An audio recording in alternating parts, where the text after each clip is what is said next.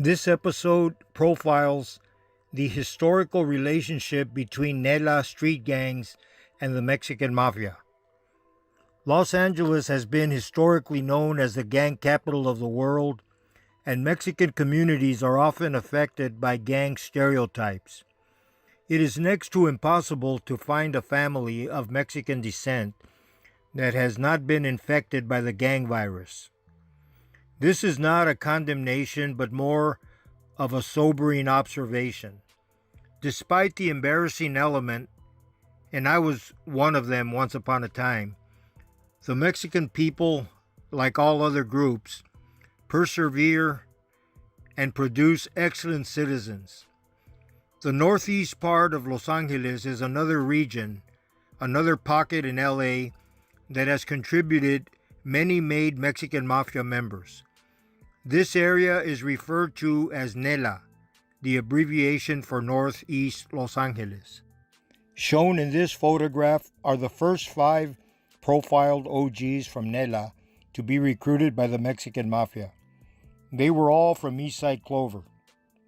In the order of being made, Mapa joined in the 60s, Manuel Buff, Black Segura, Hapo Trejo, and Beaver Minjares were all recruited in the 70s. Manuel Lopez was known as Mapa and was born on April 3, 1928, the second oldest Mexican Mafia member in its 63-year history. In 1976, at the age of 49, Mapa died from issues connected to contaminated paraphernalia while using heroin. Manuel Perez was also known as Manuel Buff and was born on October 24, 1945. He was recruited in 1971 at San Quentin, transferred to Folsom Prison, was released in the mid-1970s, and arrested in Texas for a residential robbery homicide. As Buff was making his getaway from the crime scene, he remembered the deceased guy had a diamond ring on his finger he had forgotten. He re-entered the home, could not pry the ring off, so he found a kitchen knife and proceeded to sever the dead man's finger and pocketed the ring. He was unaware an alert neighbor had already dialed 911. As Buff emerged from the house, the local police were arriving and he was caught red-handed.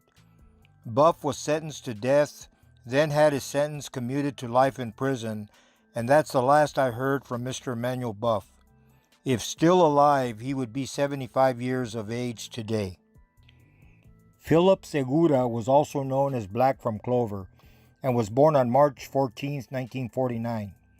He was recruited in 1971 and managed to skate under the prison radar while putting in work for EME at San Quentin. Black was paroled in the mid-1970s, was arrested for a Montebello bank robbery, and became part of the EME crime wave that entered the Federal Bureau of Prisons throughout the 70s. The photos you are viewing show Black in San Quentin with some of his EME carnales and another in the feds some 30 years after his bank robbery arrest. On November 11, 1978, Black and 3 fellow EME members participated in the internal ritual murder of fellow member and Eastside Clover homeboy Tomas Hapo Trejo, who was stabbed 47 times at the Lompoc Federal Prison. Black was convicted of Hapo's death and sentenced to life plus 99 years.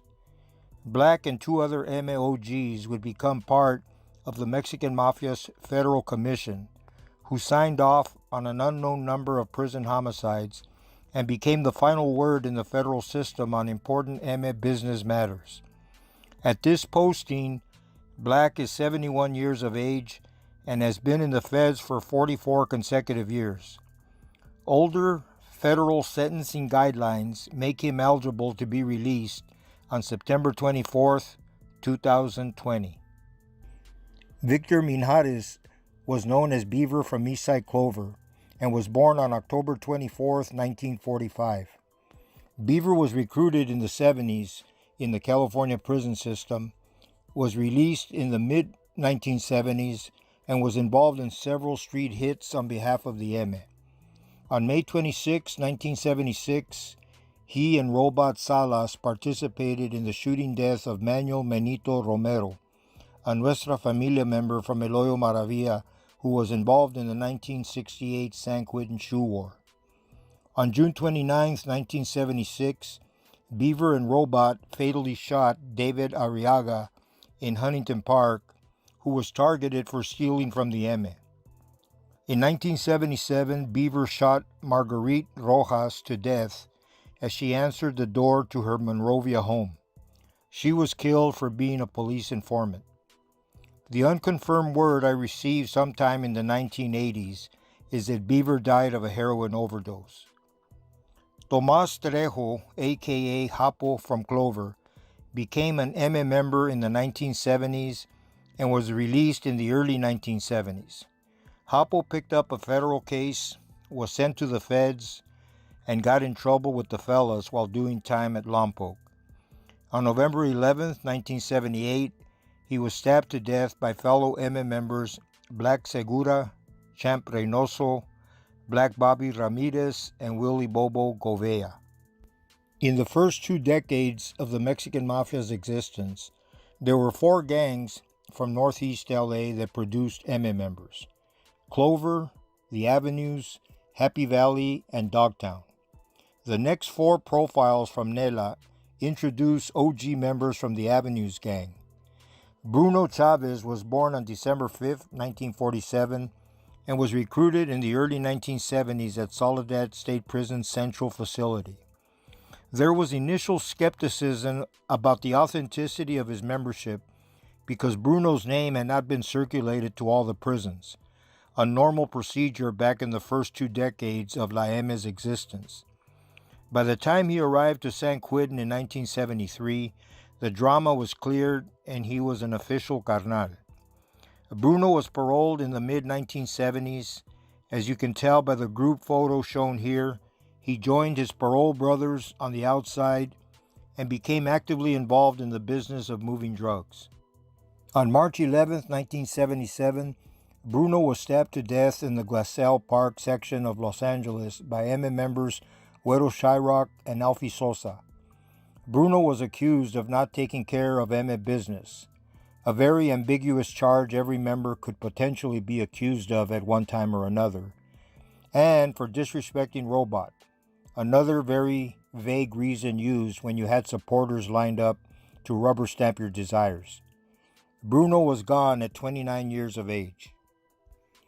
Danny D'Avila was also known as Dangerous Dan from the Avenues. He was born on December 18, 1946, and acquired the Dangerous nickname from years of putting in work on the streets and in the prison system. He was recruited in the 1970s, paroled in the mid-1970s, and came close to being taken out by the fellas in 1975. In this photo, taken with Dangerous Dan and his homeboy Little Rudy Saucedo, the thumbs-down verdict had already been returned with the vote to kill him for shorting Sailor Boy on a quantity of heroin. My job was to rock him to sleep until Sailor decided to do the hit. Instead, Sailor changed his mind and elected to forgive him. In the mid-1980s, Dan once again fell in disfavor, this time with Joe Morgan. He suffered minor wounds in a failed stabbing attempt by Alfie Sosa at Folsom Prison. On June 12, 1986, while in custody for a parole violation, and after adamantly refusing to be placed in protective custody, Dangerous Dan was stabbed to death at the Los Angeles County Jail. The hit was directed by EME member Black Dan Varela. Dangerous Dan could bench press over 500 pounds and is a prime example of how Bethlehem steel triumphs over brute strength. His jugular vein was severed in the attack with a knife stolen from the ODR, the officer's dining room. Dangerous Dan was 39 years of age. Dangerous Dan was condemned to die by his Mexican Mafia brothers for violating one of their hypocritical rules. I say hypocritical because there isn't one EME member who has never violated their own reglas. The photo you are viewing shows Dan flashing the black hand and hanging with some of his Avenues homeboys. To the right is the back of a photograph he dedicated to me, pledging affection and respect and brotherhood. Many people probably wonder how people in that world can profess their loyalty, respect, and brotherhood to a fellow member, then so easily can turn on a dime to have this same brother's life erased without so much as blinking an eye or stepping up to ask the questions that just might exonerate him in their kangaroo courts. Mexican Mafia Betrayal is an upcoming Perplex News episode that will touch on several internal executions and the demented mindset that triggers the process of sending a fellow member to Brazil. I totally understand this isn't the Mother Teresa Society for bad boys, so I am not pretending to be outraged by this behavior. My intent will be to profile some of their internal house cleanings, the reasons for them being wasted, and the hopelessness of signing up for what can come back and bite you. The next two Mexican Mafia members from Northeast L.A. are the only representatives from Happy Valley and Dogtown. Alfredo Sosa is also known as Alfie from Happy Valley and was born on June 23, 1943. He was known in his Lincoln Heights neighborhood as Happy from Happy Valley because he laughed at everything and everyone with that cynical laugh of his. His handle morphed to Alfie, short for Alfredo. Alfie was made in the late 1960s, and if the Mexican Mafia was in the business of giving out medals, Alfie might just be their most decorated member. Pound for pound, between convicted murders and those he got away with, he possesses more homicides than anyone I know of. And I can tell you, without raising my right hand, I've been around the true hitters of that organization. You could say there was a time I had a ringside seat for some of the madness. There is a Perplex News episode dedicated to Alfie Sosa you may wish to check out because one blurb or paragraph is woefully insufficient. He is still alive and active at the age of 76. Tomas Martinez was also known as Killer from Dogtown. Killer was state raised with me in Juvenile Hall, the California Youth Authority, and made it to state prison where he was recruited in the late 1970s. The last report I had on Killer is that he dropped out and his current status is unknown. The next 5 members from NELA are all from the Avenues gang, 2 older members and 4 of them from the PEPSI generation. Pete Martinez was known as Big Pete and was born on February 3, 1942. His homeboy Fast Ed has a true name of Edward Torres, who was born on December 2, 1942. Both men are very similar in so many ways. They were born in 1942, both were over 6 feet tall and weighed over 200 pounds. Each entered the prison system in the 60s and 70s, were recruited by the Mexican Mafia in the early 70s, and both had very abbreviated careers with the Mexican mob. Fast Ed grew combat weary in a hurry and sought permanent refuge in protective custody, whereas Big Pete was stabbed in the San Quentin laundry room and left for dead with a long prison-made shank protruding from his back. Big Pete survived. These 2 Avenues homies paroled sometime in the 70s or 80s, and both men, unless they've already passed away, would be in their late 70s. In 1983, I was housed in the L.A. County Jail hospital section for high-profile protective custody inmates, and I can't remember having more fun giving someone a hard time. Fast Ed was fighting a drug-related murder case, and I teased him about why he locked up in PC when he had just joined the EME about 5 minutes prior. Of course, I was only kidding, and who really cares anyway? I hope the big guy is still alive and doing well.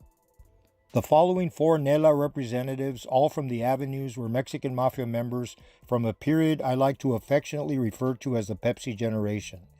The PEPSI generation is a period which officially begins in the 1990s when the fellows successfully began to implement what is known today as the program. It represents to me not only a new way of conducting criminal business, but also demonstrates the EME's continued manner of reinventing themselves, responding to the California Department of Corrections' continued attempts to disrupt prison gang communications. It is an ongoing cat-and-mouse game. Like a big juicy cake, pieces of the gang territories were carved out by EME members who laid claim to coveted areas for generating revenue. This generation of Mexican mob members was part of a significant and unparalleled period in terms of street homicides and widespread violence in the Mexican Mafia's history. The embracing of Sureño gang members to conduct their business was also elevated to a unique level. Street gang assassins were recruited in wholesale numbers on the streets of N.E.L.A. and other counties. They were standing in line to put in work for the big homies and earn a seat at the EME table, the mesa. One of the Mexican Mafia's street movers and shakers, Alex Aguirre, is known as Pee-wee from the Avenues. Born on July 3, 1964, he was recruited in the 1980s and co-pioneered the implementation of EME rule upon Mexican street gangs. On August 7, 1993, Pee-wee executed fellow member Manuel Rocky Luna, shooting him multiple times while Rocky sat in his car at the Ramona Gardens housing projects. Pee-wee controlled his neighborhood turf and the bulk of Northeast L.A. with an iron fist by employing brutal enforcement and backed it up by threatening to place an entire street gang on the MS green light list, targeting them for assault or murder for those who did not comply. These methods employed by EME members in other gang territories have continued to this day. In 1995, Pee-wee was one of dozens swept up in the first Mexican Mafia federal RICO prosecution. On September 5, 1997, Pee-wee Aguirre was sentenced to life in federal prison following multiple convictions on racketeering charges. His main crew, Los Asesinos, the Assassins, served him even after his convictions. At 55 years of age, Pee-wee is housed at the ADX Supermax High Security Federal Prison in Florence, Colorado, where over a dozen Mexican Mafia members are presently imprisoned. Richard Aguirre is also known as Psycho from the Avenues, was born on March 4, 1963, is the cousin of Pee-wee Aguirre, and like Pee-wee was recruited in 1985 at San Quentin. Psycho is serving a life sentence in California and has his hand in many cookie jars from his prison cell. On April 27, 2007, Operation Clean House produced over a dozen arrests on federal racketeering, drug, and money laundering charges in the Coachella Valley. The defendants utilized Sureño gangsters who control the entire Coachella Valley at Psycho's direction. Psycho's 75-year-old mother was also arrested and charged with collecting tax money and relaying orders to crew members for her MS son. Alfred Salinas is also known as Tigre and was born on December 13, 1961. Tigre was made in the 1980s, became a primary instigator of Mexican Mafia politics and internal strife, and was released in 1999. Following a domestic dispute, his girlfriend was found in the trunk of a car in Lincoln Heights, resulting in Tigre's arrest, murder conviction, and is currently serving a life sentence in state prison. As a result of internal turmoil, Tigre was stabbed and wounded by fellow EME member Turi Estrada from Cucamonga, is now on the green light list and on keep-away status from La EME. Tigre is 58 years old and is eligible for parole in 2025. Alberto Tolento is also known as Boxer from the Avenues. Boxer was born on February 16, 1968, and is another member of the Mexican Mafia's PEPSI generation. Recruited in the 1980s, he navigated through the system into the 21st century until he made the decision that altered his life's journey. Boxer recently hung up his gloves, wisely deciding to jump off that runaway truck with no brakes. He was recently released from state prison, picked up at the gate, and was taken away to an unknown destination. He is 52 years of age with the rest of his life in front of him. Timothy McGee is also known as Eskimo from Toonerville, the last of the NELA members. Born on April 27, 1973, of Mexican and white descent, he was originally called Güero from Toonerville. Many light-skinned gang members, especially those with Anglo blood, were nicknamed Güero, which is synonymous with light-skinned. Güero's extensive criminal career would earn him the notoriety of being placed on the U.S. Marshal's Top 15 Most Wanted list. Güero from Toonerville left a trail of blood and victims, or alleged victims, as many in the gang world like to say. Remember, there aren't many guilty guys in state prison. On his laundry list of killing victims, you had many rival gang members, a sketch artist, a homeless man who witnessed the death of the sketch artist, 3 residents of Atwater Village, Draws Dupree, who was the bodyguard for rapper Corrupt Brown, and many more. From June 11, 2001 through November, he was suspected of shooting 9 people, leaving 6 dead. On February 12, 2003, in Bullhead City, Arizona, LAPD, federal, and other local officers descended on the one-man crime wave and took him into custody. He was wearing a t-shirt that read, "Run, jump, throw a donut." This was in reference to the best way to elude a police officer. He must have forgotten to stop at the donut shop. Sometime in the early 2000s, he changed his nickname from Güero to Eskimo. He was convicted of 3 capital offenses, each punishable by death. On August 27, 2008, he was sentenced to death and at the age of 47, currently sits on San Quentin's condemned row. While on the row, he was recruited into the Mexican Mafia and continues to exercise a strong influence over his Toonerville gang territory in northeast Los Angeles from his death row isolation cell. This concludes this episode featuring the NELA section of Los Angeles and their historical members in the Mexican Mafia. There were 6 members from Eastside Clover, 8 from the Avenues, 1 made member from Happy Valley, 1 from Dogtown, and 1 member from Toonerville. I missed the 6th made member from Eastside Clover, also known as Chango, and I apologize but could not find a photo of him. As you can see, the glitz and glamour is so temporary, often non-existent, and hardly worth navigating in the fast lane. These episodes should continue to reaffirm the futility of the gangster lifestyle. Once again, I present to you the reoccurring themes of death, addiction, betrayal, extended stays behind bars, and spiritual bondage. These accounts, as negative as they are, reinforce what I know to be true. There but for the grace of God go I. I pray the good Lord will open the eyes and touch the souls of these lost men, and may the Holy One reveal himself to them, even in the darkest hours of their existence. Amen, and God bless you all.